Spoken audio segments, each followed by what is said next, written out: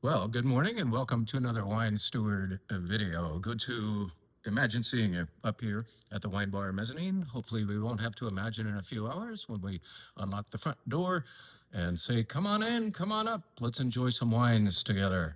Well, we're going to be enjoying on August 11th. That's a Tuesday evening at 6:30 p.m. Once we have closed the store, 28 lucky RSVPs will be enjoying the region of Burgundy with yours truly. I can't wait to show you these beautiful imports of Jeff Welburn, a great finder of Burgundy, among other very, very good wines. Well, that's happening on Tuesday, August 11th at 6:30 p.m., as I said, and one of the featured wines on the less expensive side will be this Petit Chablis right here. I've already mentioned it in last week's video, but I thought I would talk about how this beautiful Chardonnay from the northernmost part of Burgundy, that would be Chablis, is it can have different voices. It depends on the vessel from which you are enjoying it. I am going to enjoy from two different glass shapes, which are pretty obviously different, aren't they? This we typically put bright whites into. Well, Chablis, being a typically no oak Chardonnay, is that fits that definition, doesn't it? A bright white. It is not relying on oak to get enriched. Instead, we want to smell a little bit of brininess and some nervy fruit, and that especially happens in this shape for me. The wine is definitely more high toned when I have it here, and then when I move it over here, stop that, a little broader, just like the glass itself, broader in fragrance, a little richer. So you really get to choose which kind of wine you would like to get from this bottle by choosing a particular glass. You get to have a richer experience this way and a more nervy, more pert experience this way. Maybe it depends on your mood or how warm it is outside, time of year, and so on, or what you're eating with it. But one thing's for sure, when you warm up a Burgundy a little bit above refrigeration level, you are going to smell and taste more of it. It will be more expressive. So don't over chill your Burgundy. Obviously, you want to get it cold, but if you're preparing to have it with dinner or on the patio, get it out of the fridge and let it warm up for a half an hour at least. And then you'll have like cellar temperature. That would be ideal. I usually pull wine straight out of our temperature controlled cellar when it's Burgundy, red and white, and enjoy it at that temp. Even let it warm up a little bit more to know it better. Anyway, great wine. We're having it on August 11th. And the good news is, well, the bad news was that we are nearly sold out. I think I'm waking up my computer and I may just see that we have sold out to 28 people for this. Well, we are still a week off from the event, a week and, yeah, about a week. And so, more than a week, that gives us ample time to round up a few more of you. I'm just gauging interest by um, filling it up and then saying, okay, as we have done recently for other events, we will add another bottle of every wine and admit 12 more of you. So we can build this thing to 40 people. And I'd love to share Burgundy with that many of you. What is so awesome about how our tastes have evolved mutually is that an event that we would not have dared to provide, let's say 15 years ago, is something that we do with regularity, sometimes twice a year. Burgundy, the region of Burgundy, where great Pinot Noir and great Chardonnay happen more delicately, profoundly, one might say, refreshingly. Burgundy, coming to a wine steward near you. And you can practice with that wine because it's actually part of our white flight, which I would like to quickly describe to you. As you know, we do a different menu every week. So let's rip through the wines that we're offering this week. There's always a sparkling wine of the week, changes absolutely every week. And this time, this very interesting, complex, beautiful, I would say, sparkling wine, not from Champagne nor from any other part of Europe, but from right here in near here, Sonoma County. This is Chardonnay and Pinot Noir made like Champagne, and also has a little quirk of its own per this particular bottling from Carnival. This one is nicknamed Solera. And while the base wine was hanging around before that second fermentation, more vintages were added to that tank. And so the base wine became multi-vintage. Instead of being a blend later on, it was, in fact, added Solera style. That's a term usually reserved for sherry making in Jerez, Spain. But They're stealing that name and applying it to this very thoughtfully made champagne. Very good sparkling wine from right here. Good stuff. Now for the white flight, and we'll rip through these. As I said, I won't belabor. This is something I'm insisting that you try. Sign up for that white flight and we'll get Riesling over with, all right?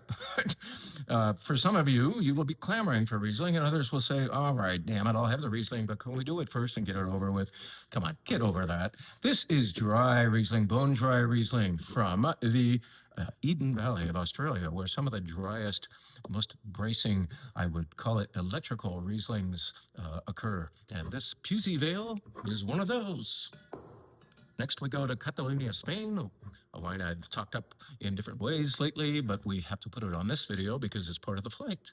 This is called Raig de Raïm, and it is a Garnacha Blanca.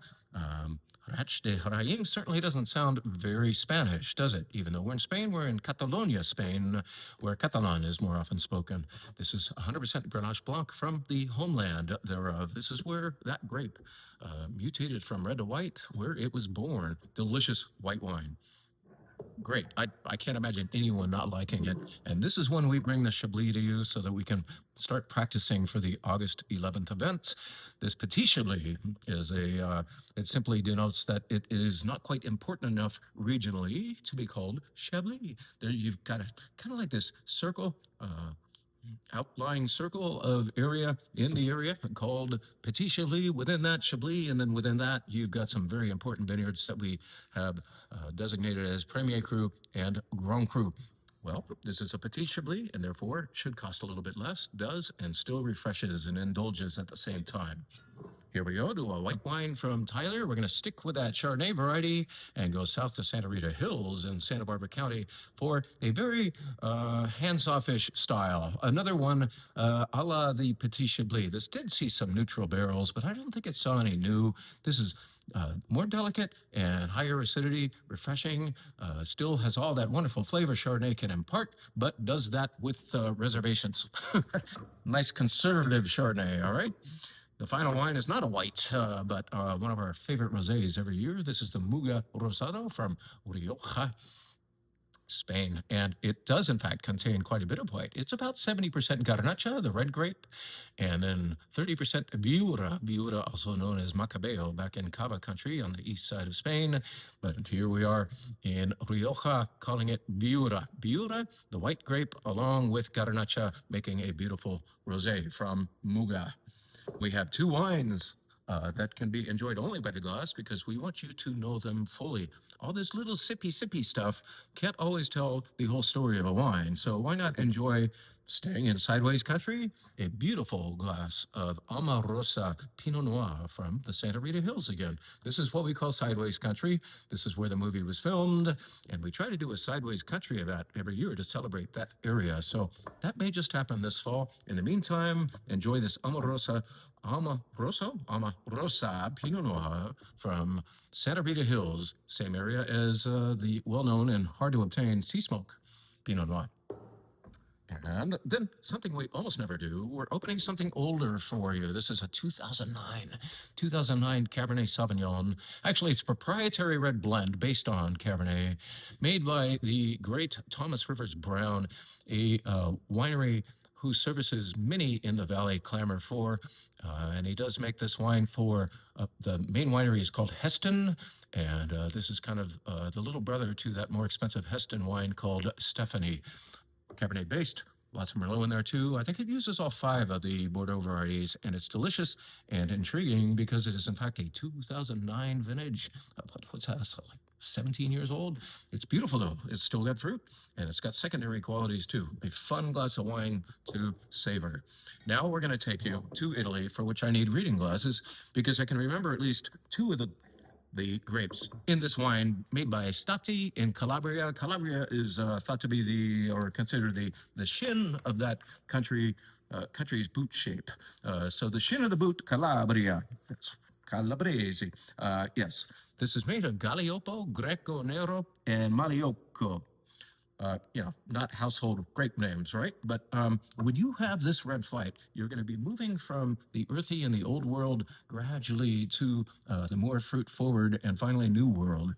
So we're starting here with this semi-rustic red wine from Calabria. We don't see too many wines from Calabria. They make plenty, but they don't get out much. So it's kind of cool to go there through this bottle. We will stay in Italy, but head a little bit farther north toward Rome. The area of Lazio for a grape we've all heard of called Cabernet Sauvignon. When you have this one, though, you will say this is Italian Cabernet Sauvignon.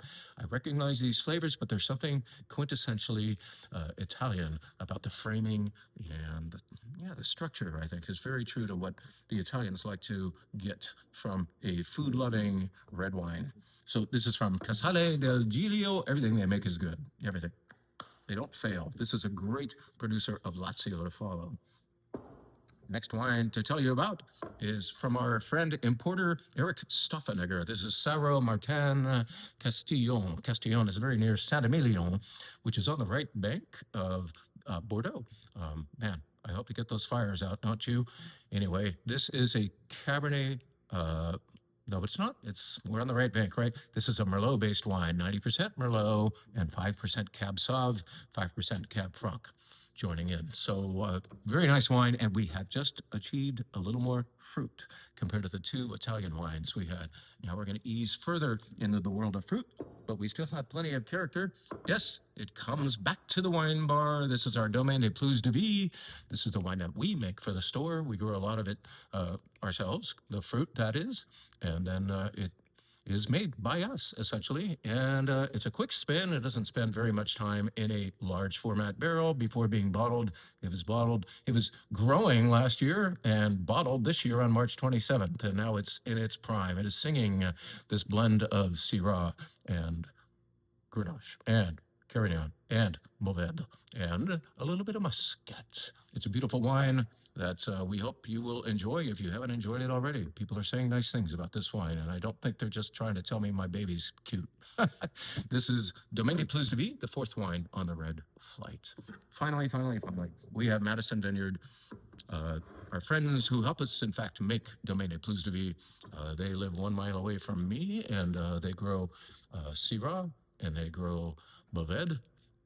But right over the fence, Bill Johnson's property has the Grenache that they need, and so they hop the fence. Of course, they pay for the grapes, but they obtain Grenache from right next door on Marina Road, if you know where that is in Livermore. That's where Bill Johnson and Tony and Jen have their next door properties, and this is a beautiful Grenache. When you see the color, you're going to say, wow, have we lightened up? Because this will be one of the more lightly colored wines of the flight, ironically being shown last. But when you smell it, you're going to smell what I call a hot, just out of the oven, cherry pie sitting on a windowsill to cool off. It might get ripped off if it's cool enough to touch. But you can imagine that beautiful smell of the pastry and the fruit. That is a little jammy. Anyway, that happens in this nice Grenache from Madison Vineyard. So if you haven't enjoyed their wines yet, you really ought to get to know what I consider to be one of Livermore's very best producers, Madison. We carry, a good 3 different wines from them, in addition to the little project called Plus, a one-off wine, a one-time only thing, and our Domaine des Plus de Vie, again, has a family relationship with Madison. So that's it. Don't forget our Burgundy event. Don't forget to get in here and enjoy things at the wine bar, to take home some nice cold rosé, to enjoy on your own patio. And thank you for all you are doing here at the Wine Steward.